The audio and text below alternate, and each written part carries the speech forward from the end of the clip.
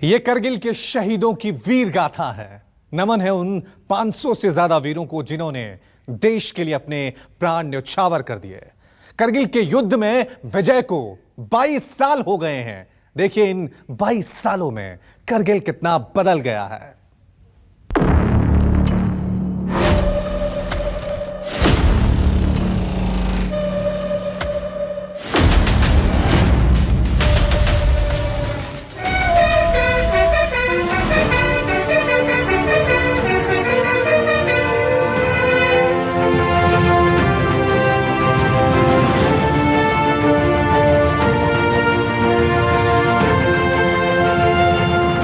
कारगिल में हूं। 22 साल पहले ये बर्फीली घाटी थी, लेकिन अब ये चंदन की मिट्टी बन गई है और देशभक्तों के लिए ये एक बहुत बड़ा तीर्थ स्थल बन चुका है।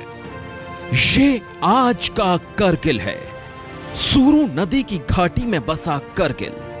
चारों तरफ ऊंची पहाड़ी चोटियां। यहां अब सैलानी पहुंचते हैं, हिमालय की इस बेहद खूबसूरत घाटी को निहारते हैं, इन चोटियों पर संभव हुई वीर गाथा को सुनते हैं, वॉर मेमोरियल में जाकर शहीदों को सैल्यूट करते हैं। आज करगिल की हर चोटी वीरों के नाम से जानी जाती है।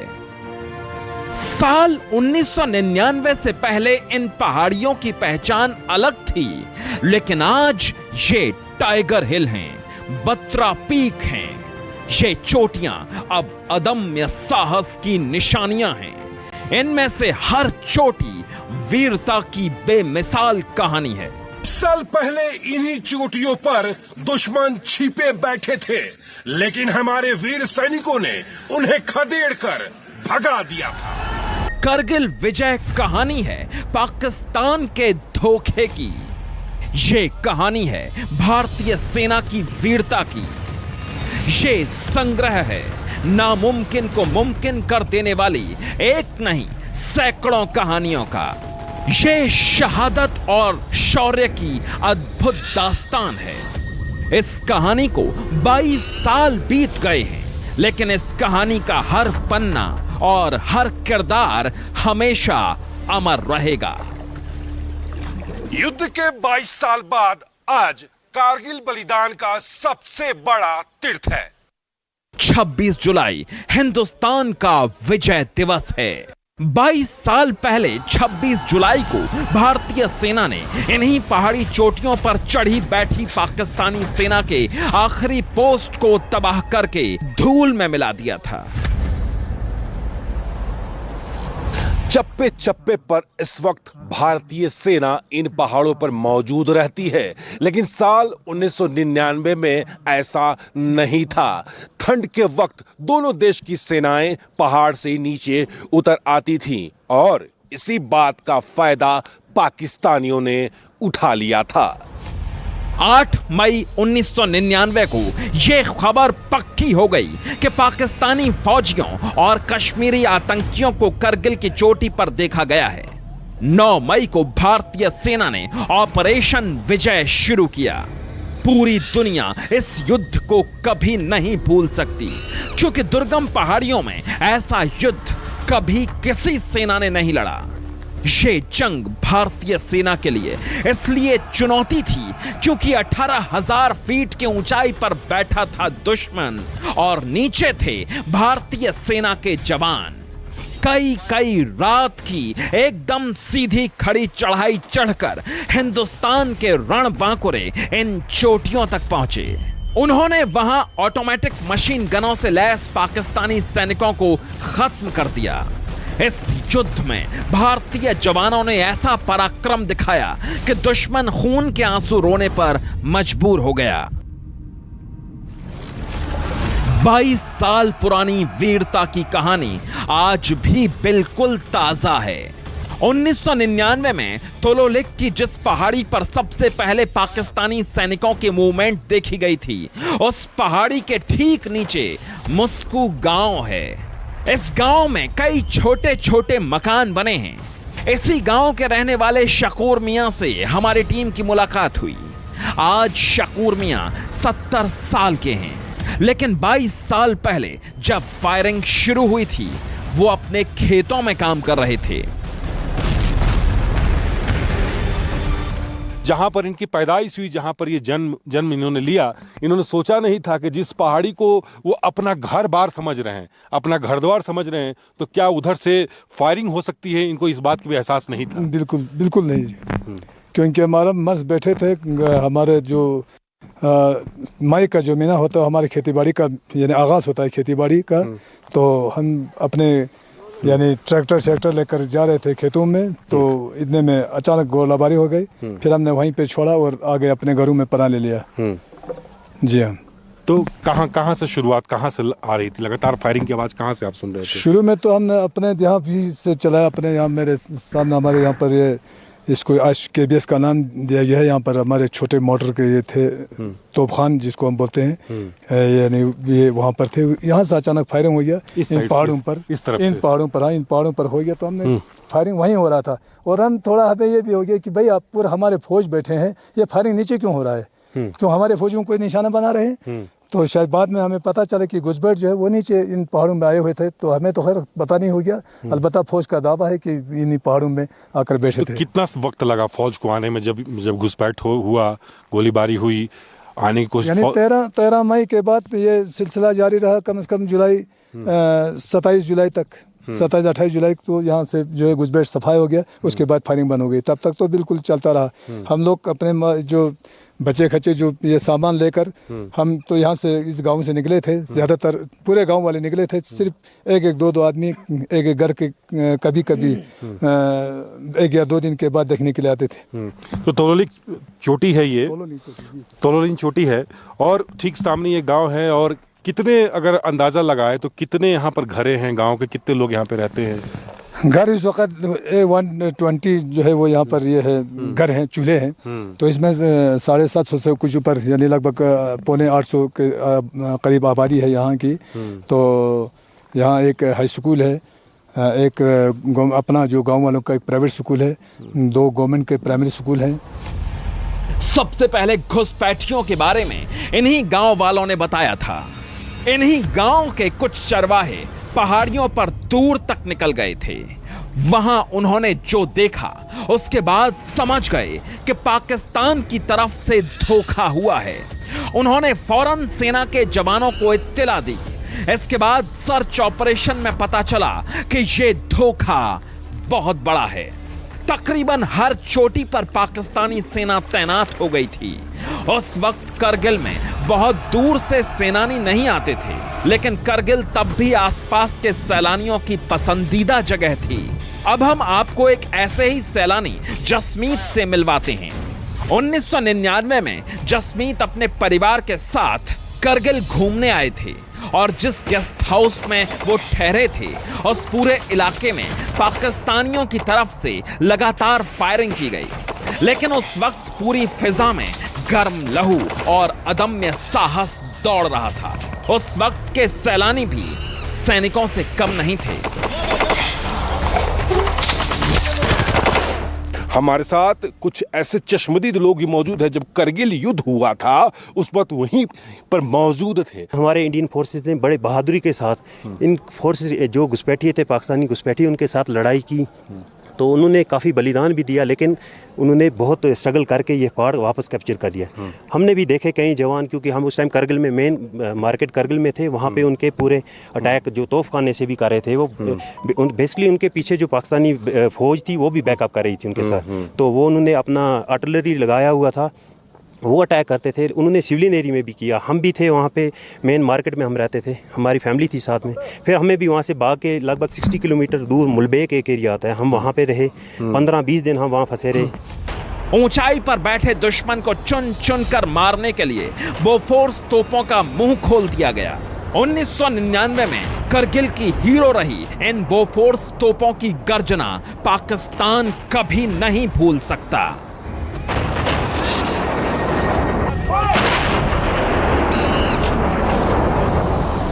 करगिल युद्ध में तोपखाने से 2.5 लाख गोले और रॉकेट दागे गए थे।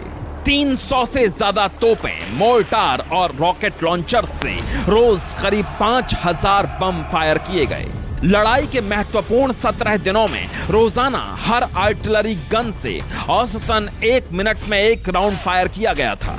दूसरे विश्व युद्ध के बाद यह पहली ऐसी लड़ाई थी जिसमें किसी एक देश ने दुश्मन देश की सेना पर इतनी ज्यादा बमबारी की हो।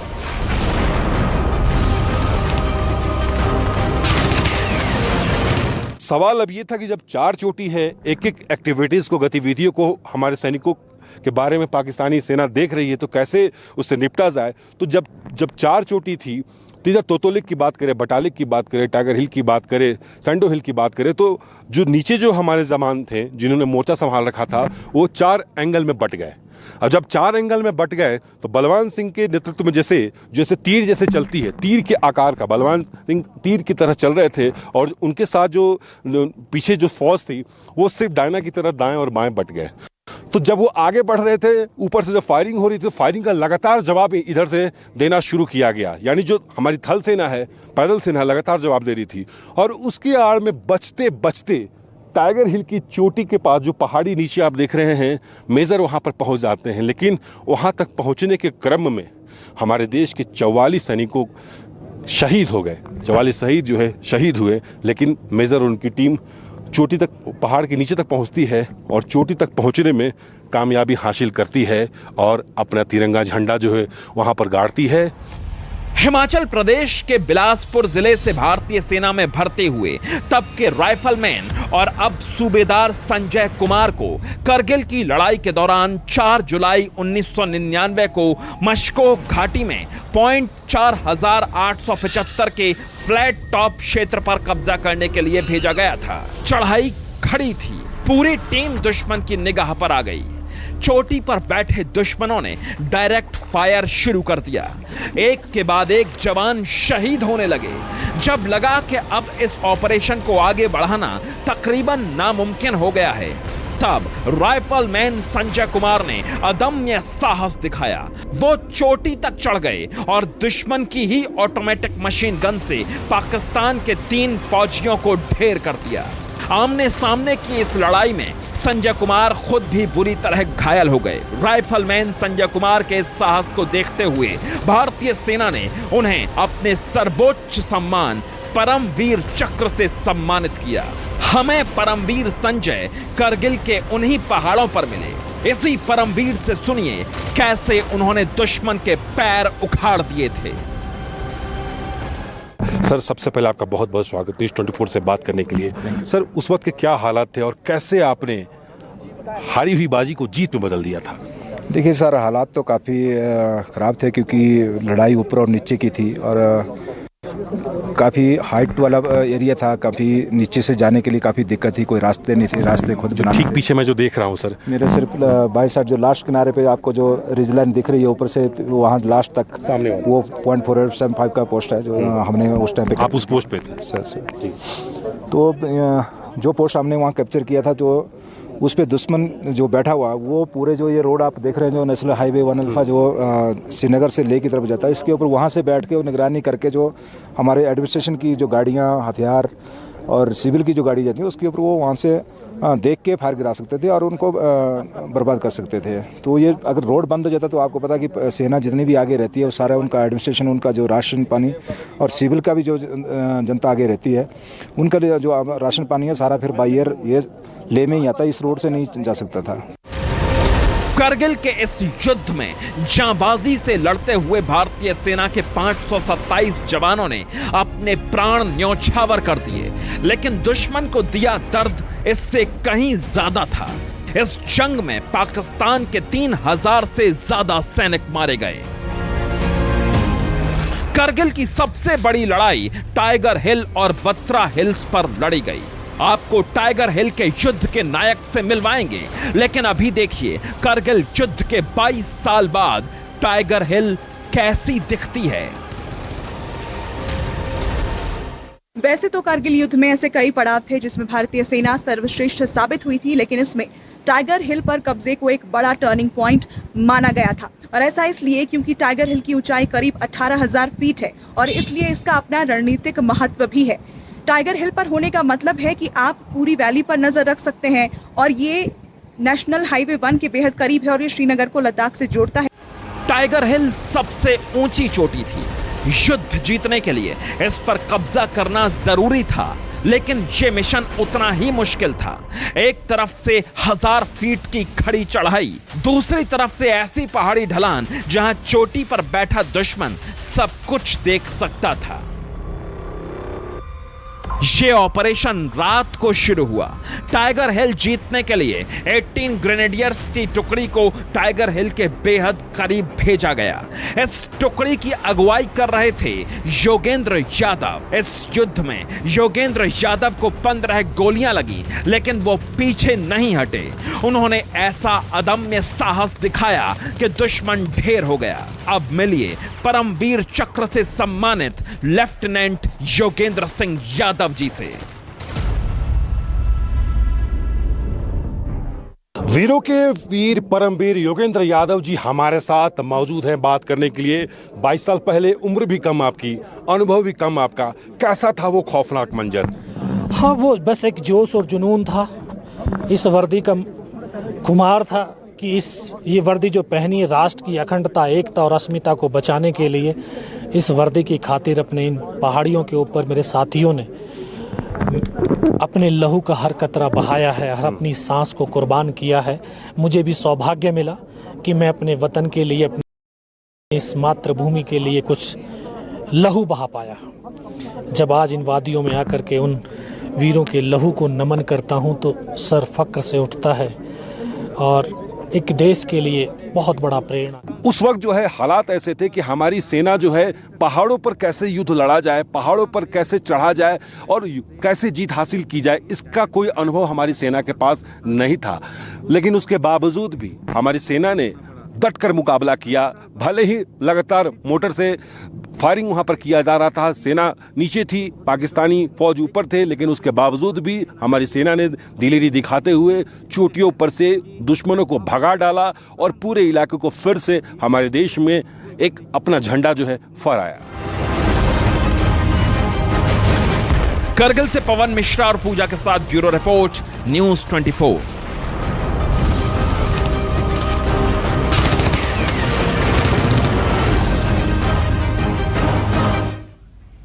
एक छोटा सा ब्रेक ले रहे हैं, देखते रहिए न्यूज़ 24।